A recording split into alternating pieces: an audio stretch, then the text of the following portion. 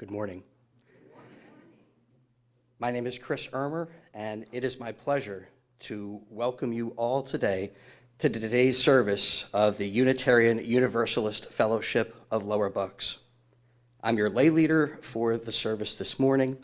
As a small liberal congregation, we strive to welcome everyone into our sacred space, and we commit ourselves to lives centered on the message of love and acceptance for all. As we move into the spring and a period of reawakening for the earth, let us use this hour as a time of spiritual rejuvenation. Let us listen with intention to the music and messages as they provide spiritual sustenance. Because this is a sacred time and space, let us appreciate the words and song today with spiritual reverence rather than applause. From wherever you have joined us, here today at Penryn in person or on Zoom, we are glad that you are here. Our March Soul Matters theme is paying attention. Paying attention means to focus your mind on something or someone, watching or listening carefully to understand, notice details, to show interest, rather than being distracted or ignoring it. And it involves concentrating and giving thoughtful regard. It's about directing your awareness to a particular task, person, or stimulus, signaling its importance and allowing for deeper comprehension or connection. Oliver Burkeman, a British journalist, author, and proponent of imperfectionism, said, "Your experience of being alive consists of nothing other than the sum of everything to which you pay attention." At the end of your life, looking back, whatever compelled your attention from moment to moment is simply what your life will have been.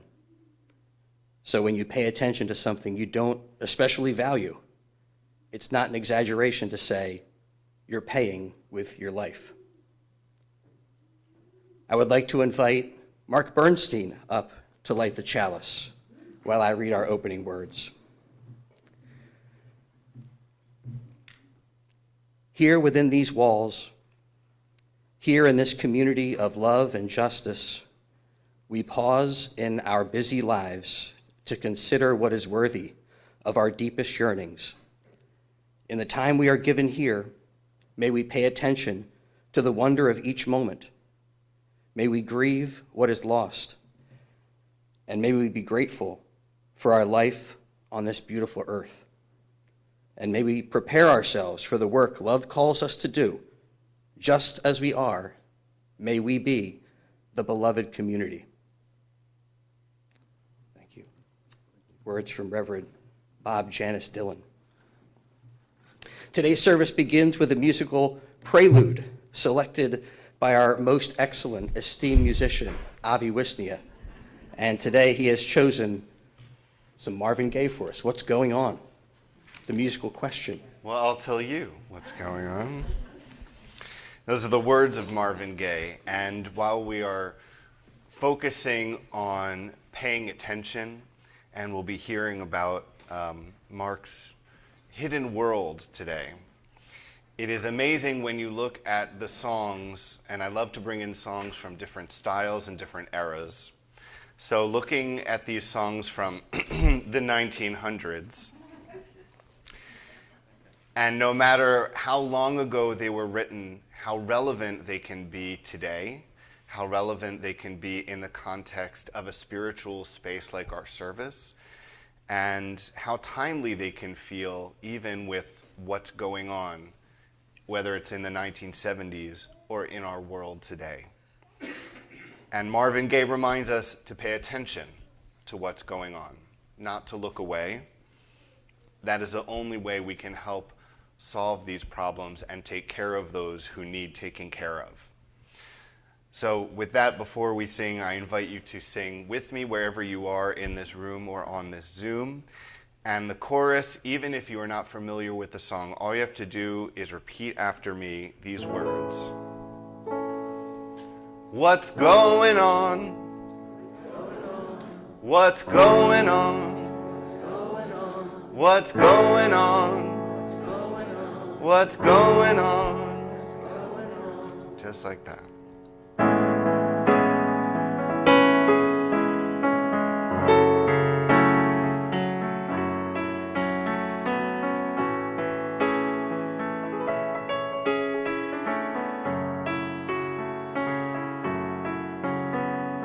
Mother, mother, there's too many of you crying.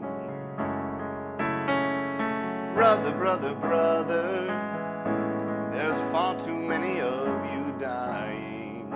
You know we've got to find a way to bring some loving here today.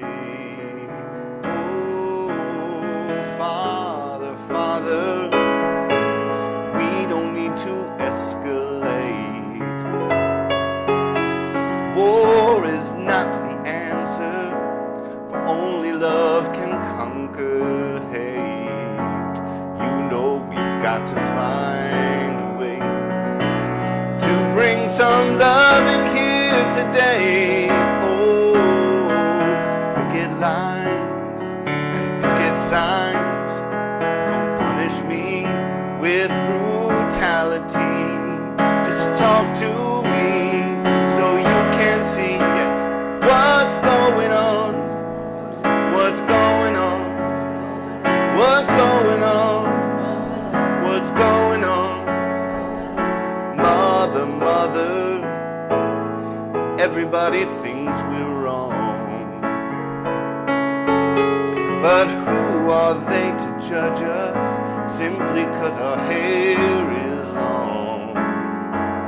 You know we've got to find a way to bring some loving here today. Oh, picket lines and picket signs don't punish me with brutality. Just talk to me, then you can see, hey, what's going on? What's going on? What's going on? What's going on? Tell me what's going on. What's going on? What's going on? What's going on? What's going on?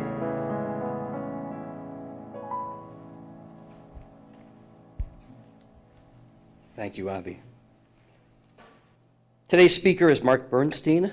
We welcome Mark, who is a faithful member of the Unitarian Universalist Church of Delaware County in Media, PA, although he considers UUFLB to be his second spiritual home. As a former staff member with the Central East region of the UUA, and now as adjunct staff, he offers his experience, guidance, and words of inspiration to UU congregations, both locally and across the country. Mark's sermon title will be Uncovering the Hidden World. With this description, our busy and often chaotic lives require that we pay attention to many things, often at once. In so doing, we find ourselves pulled in different directions, confused, exhausted, and often overwhelmed. How do we know where to direct our attention? And how can our Unitarian Universalist faith help us pay attention to that which is most important to us? Please welcome Gil Christenberry now with the message for all ages.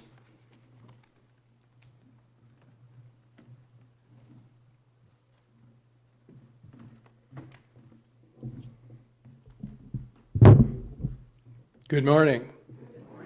And congratulations for dealing with the intricacies of time and space and getting here on time this morning. It's not always easy. So what's going on is a message for all ages. And before we begin our story, let's take a moment to think about how often we get advice. Sometimes advice is helpful.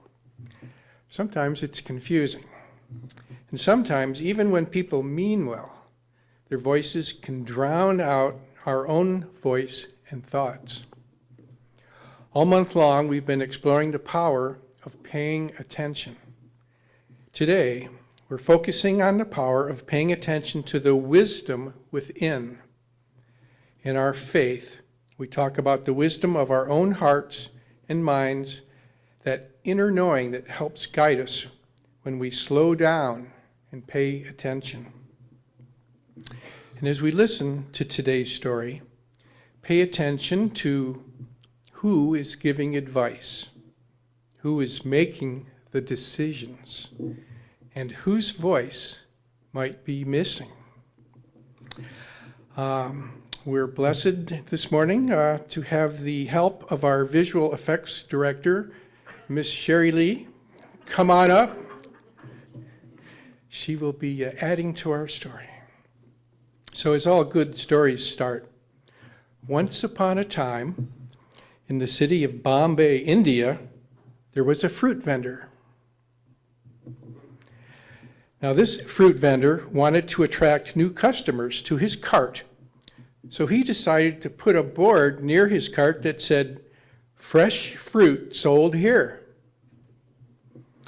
One day, a man came up to him and said, "We have seen you sell fruits, and most of the time it is fresh. So why have you put up a board saying fresh? Why do you require this advertisement? You should rub off the word fresh from the board." So the vendor did so, leaving the words, "Fruit sold here," on the board.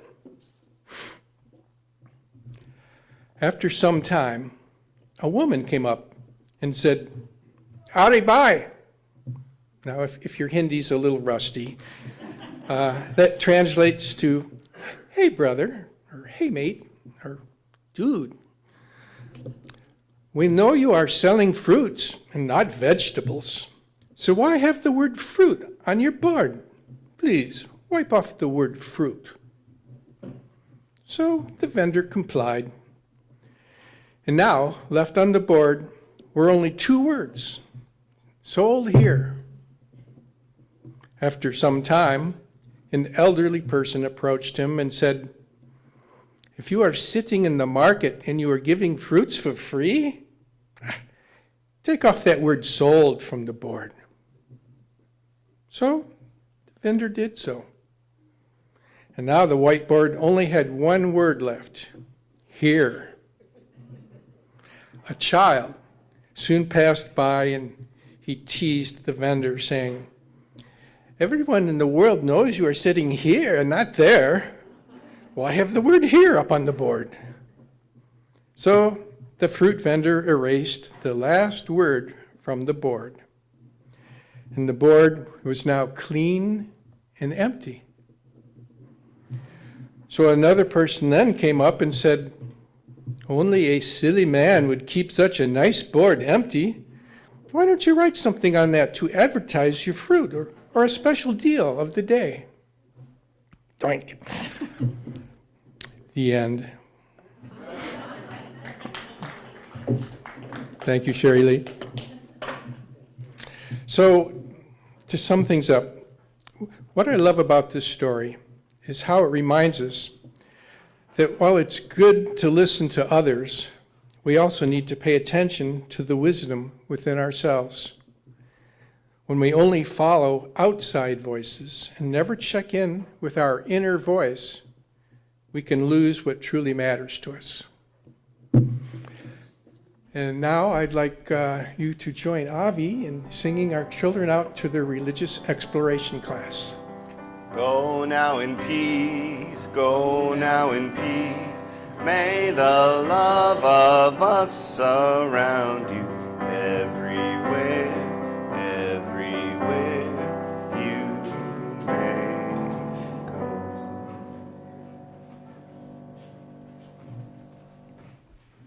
Well, how great is it to see so many participants in our RE program today? That's awesome. As we enter the central portion of our spiritual hour, I would like to welcome our guest speaker, Mark Bernstein. He will begin with a reading, then we'll listen to a musical interlude titled "Keep Breathing," before hearing the sermon message titled Uncovering the Hidden World.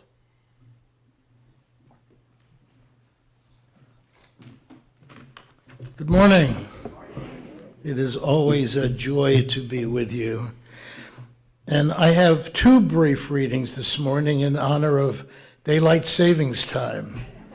I don't know the connection, I just thought I would say that. The first is the Reverend Danielle DeBona.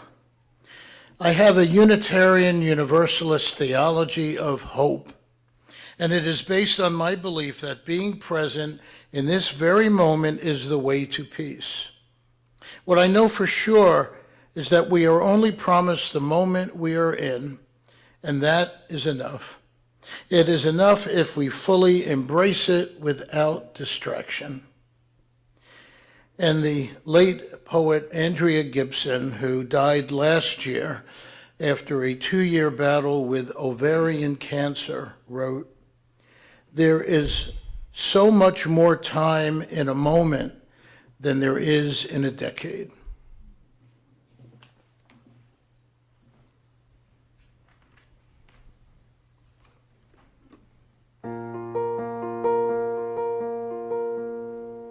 The singer-songwriter Ingrid Michaelson reminds us that sometimes it is hard to pay attention to the things around us. And when we get overwhelmed of knowing where to focus our attention, there are many things we could do. Ingrid Michaelson in this song reminds us the most immediate thing you can do is check in with yourself and remind yourself that you are still breathing.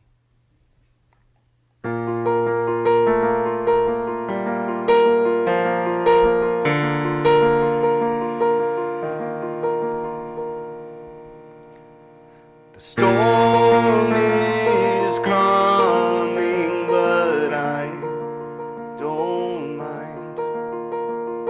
People are crying, I close my blinds. All that I know is I'm breathing now.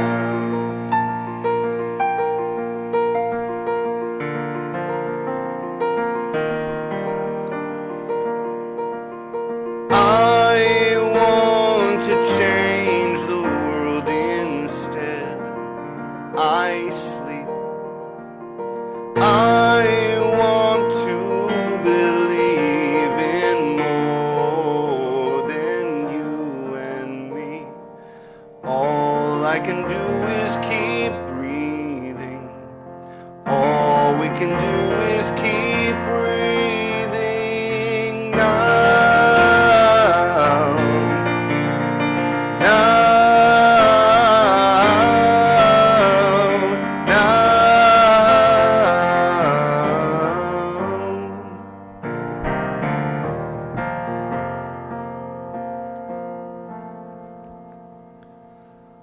All that I know is I'm breathing. All I can do is keep breathing. All we can do is keep breathing. All we can do is keep breathing now.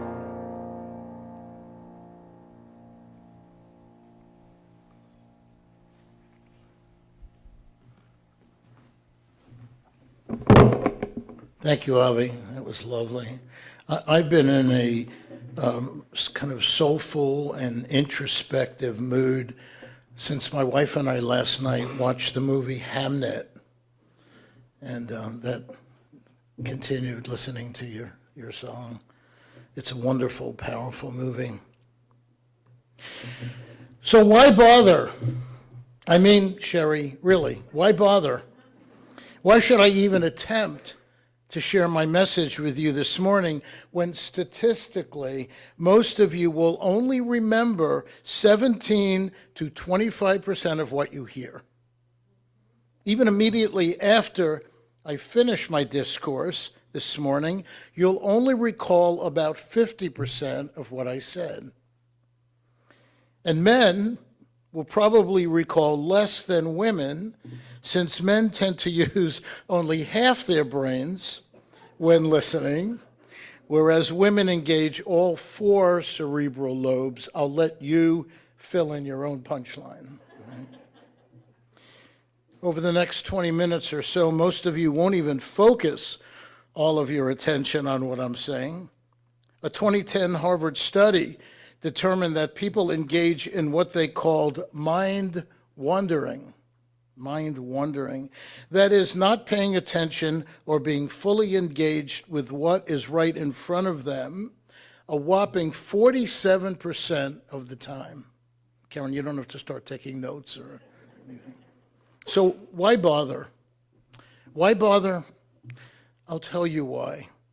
Because paying attention to what is around us and what is going on inside of us enables us to become fully immersed in a world that is connected to other human beings, to live out our Unitarian Universalist values and principles, to be happier and healthier, to fully experience life in all its joys and all its sorrows.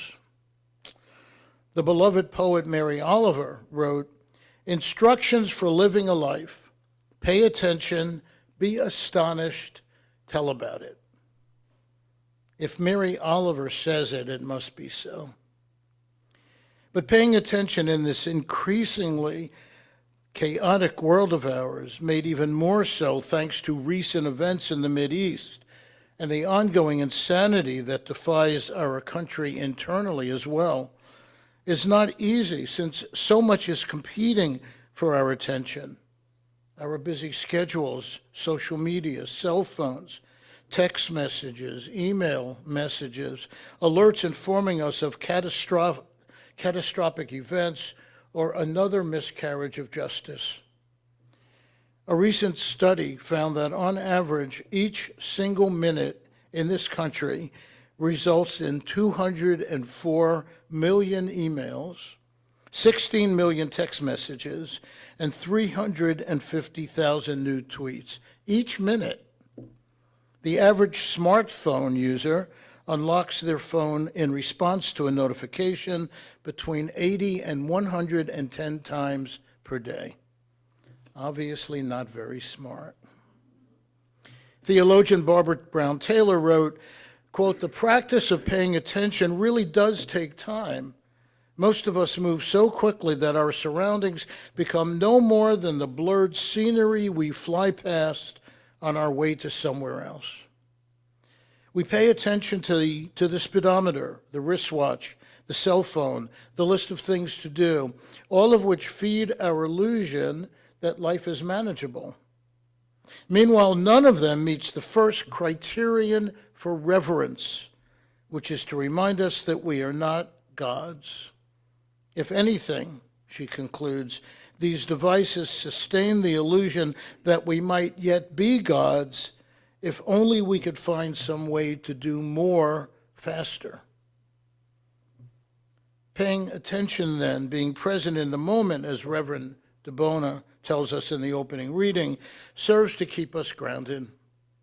It compels us to slow down, to stop and reflect, to keep breathing, to see things more clearly and in greater focus, to see things as they really are, unclouded by preconceived ideas, assumptions, or biases.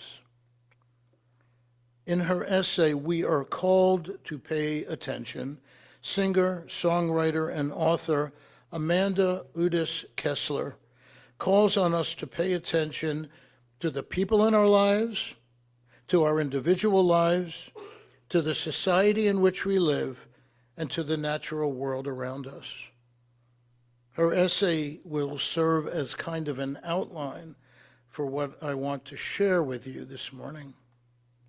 She writes, "We are called to pay attention to the people in our lives, to celebrate their joys with them and to tend to them in their struggles.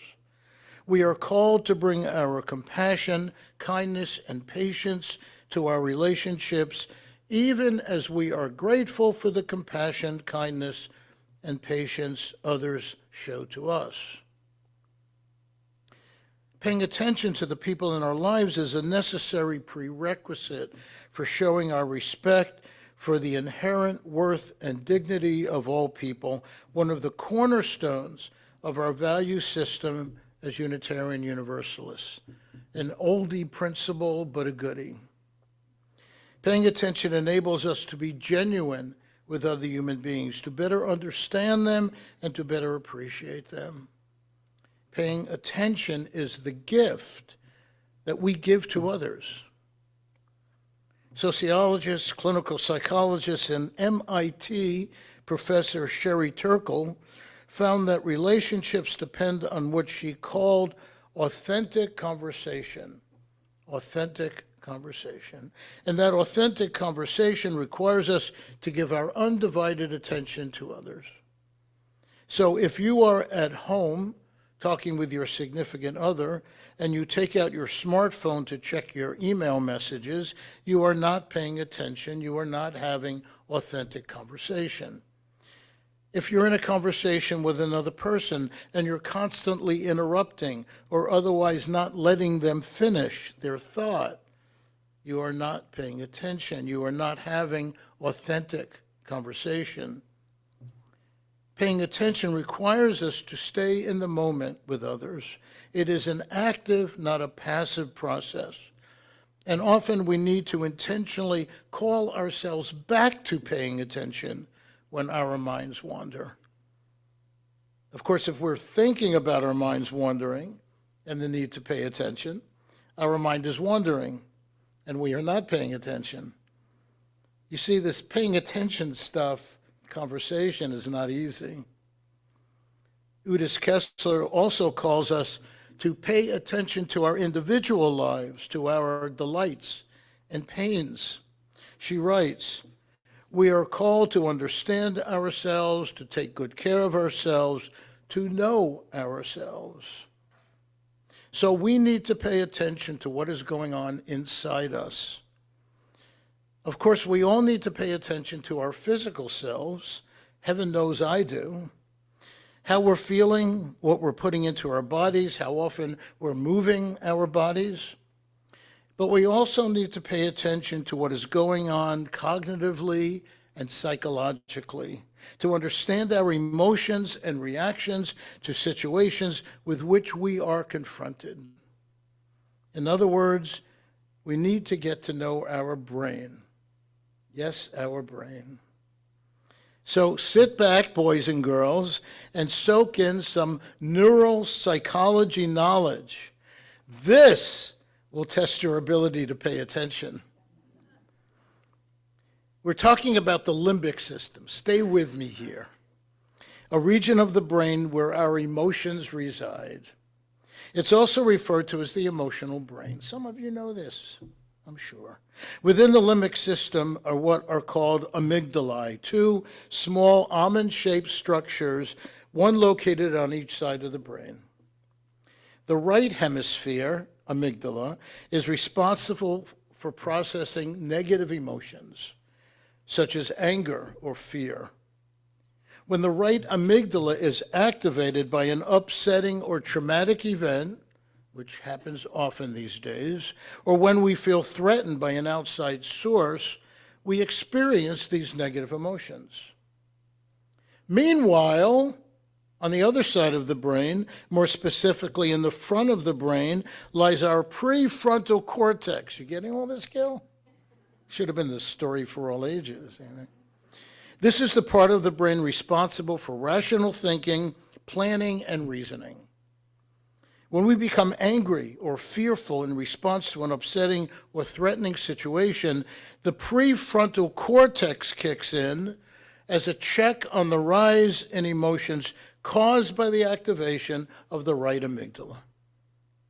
The prefrontal cortex tells us to calm down, to look at the situation rationally, to consider the consequences of any actions you may take. When we engage in self-talk to ourselves, or even talking to ourselves out loud, or when we talk with others, we are activating the prefrontal cortex. Paying attention to what is going on in our brain then enables us to get better in touch with our feelings, to understand why we are feeling the way we are, and to decide on an appropriate course of action under the circumstances. End of lecture, and by the way, this will be on the quiz. Udi Kessler further calls on us to pay attention to the society in which we live. She writes, "We are called to understand the ways in which the lives of people we don't know and never will know are made harder by political and economic policies that value some kinds of people over other kinds of people.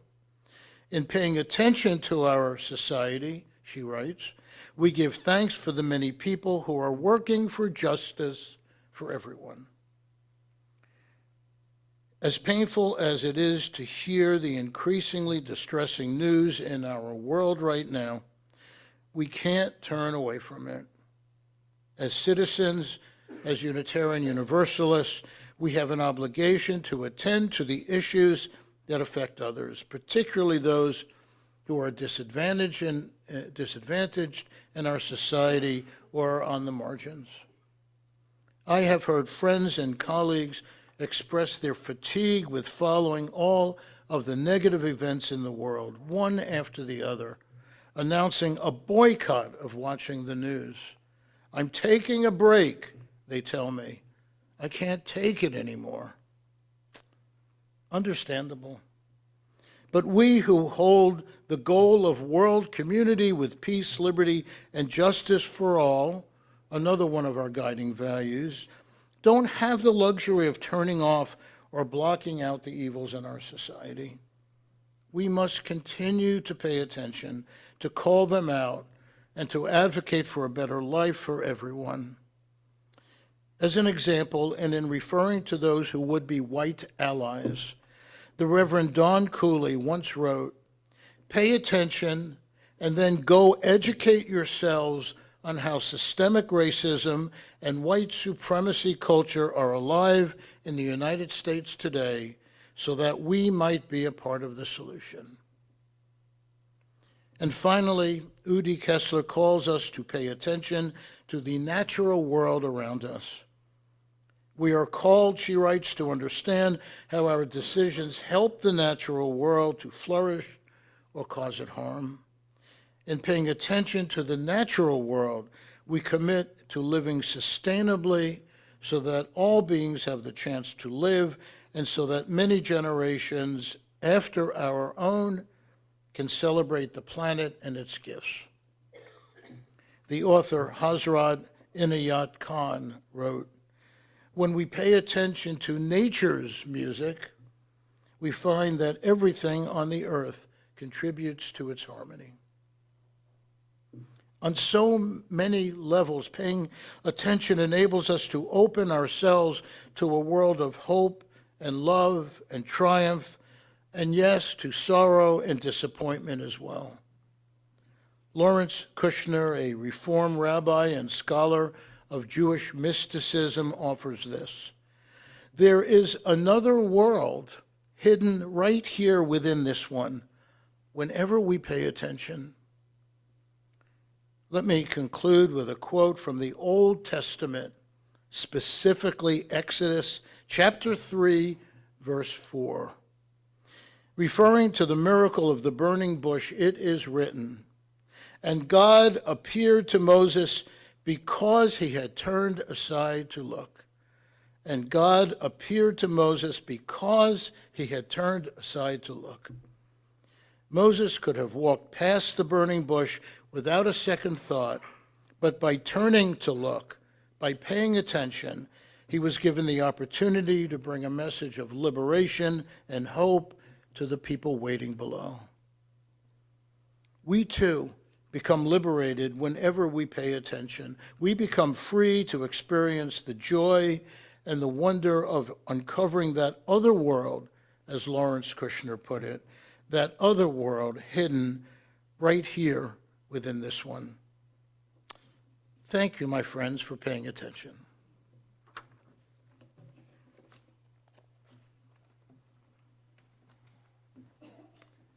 Thank you, Mark, for giving us so many powerful ideas to turn our attention to once again. We appreciate his message. Unfortunately, this has been a week where my right amygdala has been outpaced by my frontal cortex. More on that for joys and sorrows. But right now, our offertory, our shared plate recipient for the month is BCAT, Nova Victim Assistance. The Bucks Coalition Against Trafficking is a project of the National Organization for Victims Assistance, NOVA. BCAT's mission is to eradicate human trafficking in Bucks County through victim identification, community education, enhancement of arrests and prosecution of traffickers, legislative advocacy, and also a coordinated response of survivor services. More information on NOVA's website, novabucks.org. Please donate generously and give with your heart.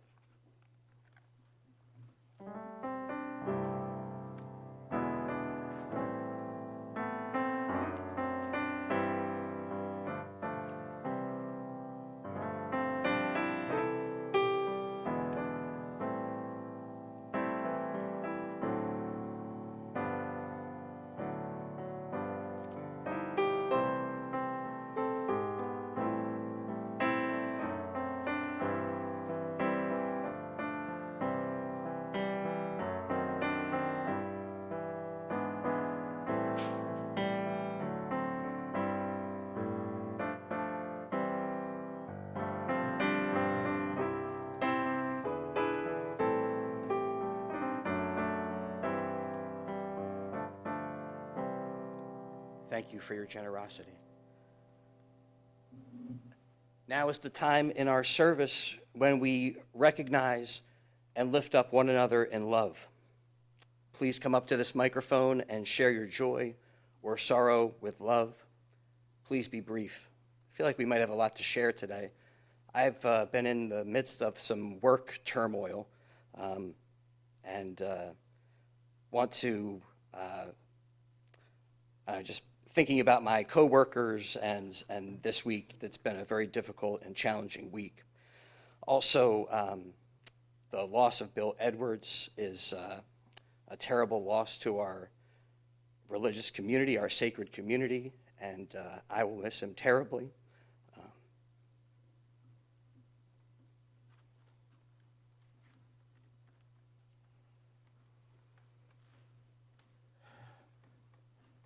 Morning, my name is Janet Kelly. My joy is that Nancy, Rich, and I went to the Help Center on Saturday, and I did not expect that to be a joy. I did not want to go. I always say Rich Kelly makes me be a way better person than I intended to be. But two things happened. Alyssa and 7-year-old Elliot was there, and it was a huge joy to see this little boy put into action our value of justice and do it joyfully. And he stayed there for 2 whole hours. Now, I don't expect anybody that young to be there that long, but it was a joy to see him feel fulfilled to be there. It was unexpected. And then the other thing that was really unexpected was shoppers come in. It's like a miniature Target.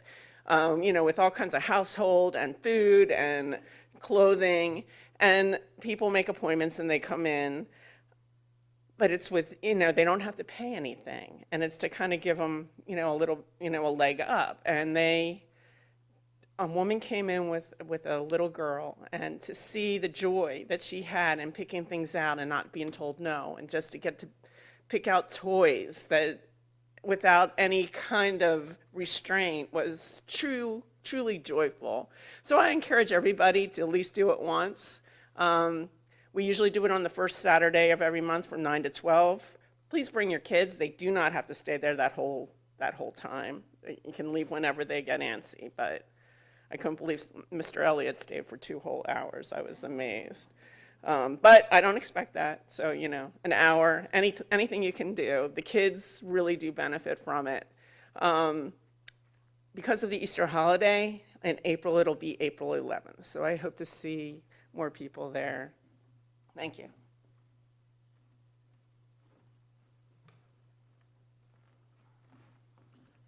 I just have a small joy, but in today's world, looking for the little things really matter.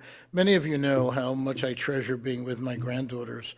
And on Friday, I was with them, and at the end of an exhausting day, my youngest granddaughter, Amelia, said to my son, her father, "Pop is my best friend." It doesn't get any better than that. Right?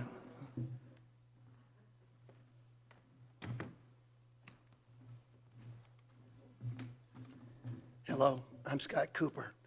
This week I lost a very good friend. He died on Friday. His name was Jeff Hagee. I'd like to tell you a little something about my friend Jeff. He was a musician. He played trumpet. He played flugelhorn. He played French horn. He was in the Tri-County Band. He ran a Civil War reenactors band, which played 150-year-old antique instruments. They came to a concert that I hosted at the Bristol Waterfront last summer, and he ran the band. They were great. I've known Jeff for many, many years. We probably played hundreds of concerts together over the years.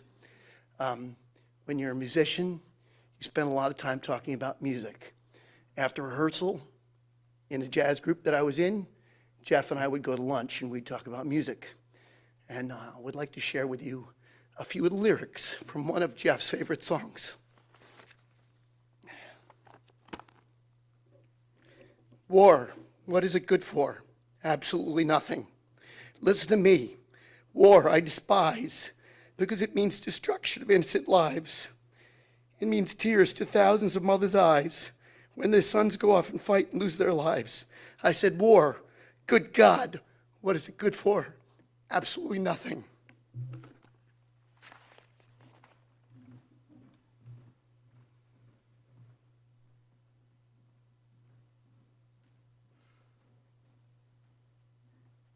Good morning, everyone. My name's Colleen, and this week I got like a joy and a concern. I ended up in the hospital. I was diagnosed with a secondary cancer. There were biopsies and blood work and yada-da-da-da. And Tuesday I will find out the primary source. But I got this fabulous oncologist, and it's all looking really good, like in the worst case scenario. So I consider myself very blessed. I have tremendous support, family, friends, people at work, you guys here. So, yeah, that's where we are now. Thank you.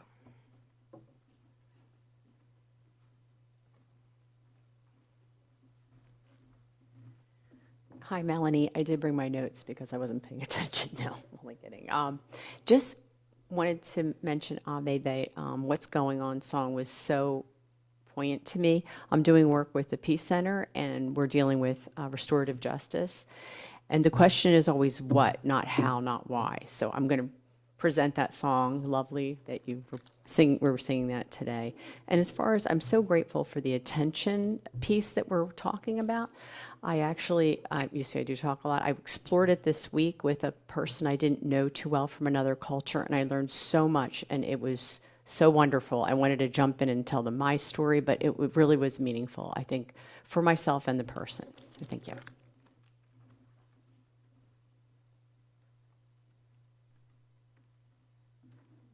I think one of our most commonly stated joys is how awesome Avi is and what an amazing tone he sets for us here. And after our service, there are going to be some musicians who will be sticking around to work with Avi to get set for our music fest in a couple of weeks. So that is indeed a true joy, and each and every week really appreciate the work that Avi does to make everything, make everything work and make everything feel as good as it does here.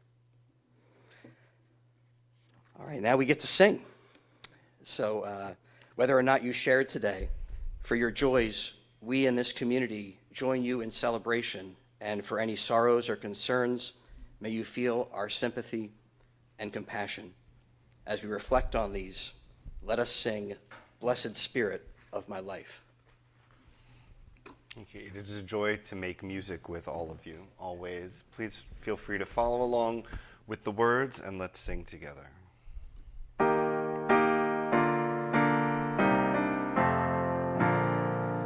Blessed Spirit of of my life. Give me strength through stress and strife. Help me live with dignity. Let me know serenity. Fill me with a vision. Clear my mind of fear and confusion. When my thoughts flow restlessly, let peace find a home in me.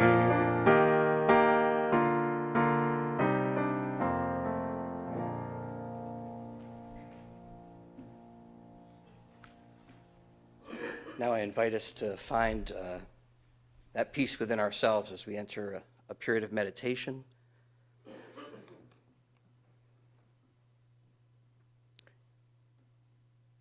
Spirit of truth, we come seeking the courage to see ourselves clearly, not the selves we perform for others, not the selves we wish we were, but the actual landscape of our hearts, the fears we dress as principles, the exhaustion that we ignore, the joy we rush past without naming. Teach us to notice what stirs in us without shame or hurry. Help us befriend our limits as sacred boundaries, to track what makes us alive and what drains us dry, to honor our body's wisdom when it whispers. May we grow gentle and honest in our own presence, learning to see ourselves as we are held, beloved, finite, and becoming. Thanks be to Reverend Michelle Collins for these words. Our closing song, please rise in body or spirit for hymn number 347, Gather the Spirit.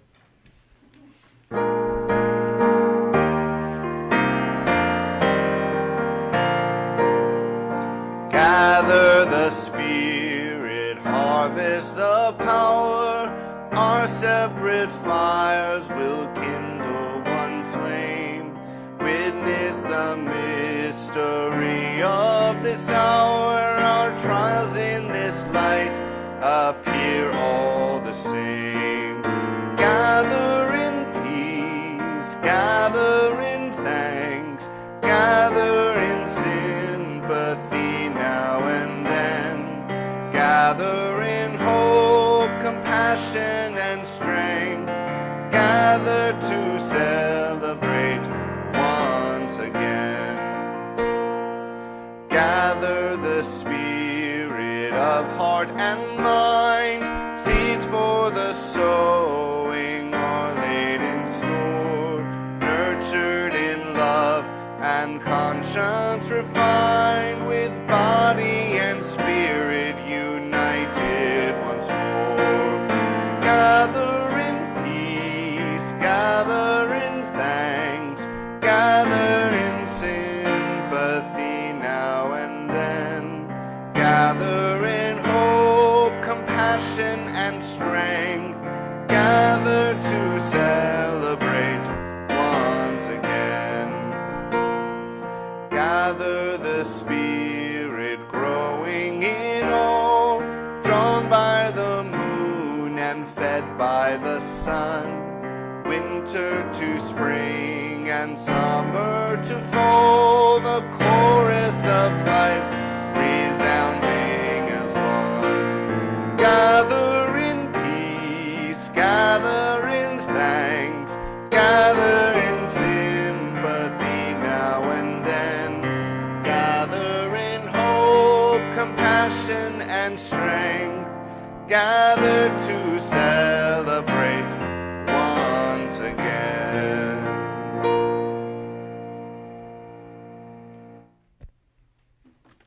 As you leave this space made sacred by our presence together, may you practice the art of truly noticing yourself with honesty, others with compassion, the world with clear eyes. Remember that attention is love made deliberate. So go with courage to look closely, to stay present, to let what you witness reshape you as well as the world.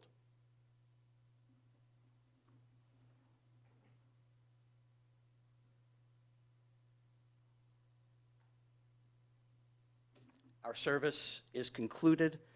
For those of you on Zoom, thank you for joining us today, and we hope to see you again next week. And in the meantime, we'd like to express thanks and gratitude to Mark Bernstein for the message this morning and his work, and invite him to stay with us for a little bit after service and greet those who would like to share their individual thoughts and thanks. And inviting everyone to join us in the cafeteria for coffee, fellowship, conversation. Go now in peace. Amen, and blessed be.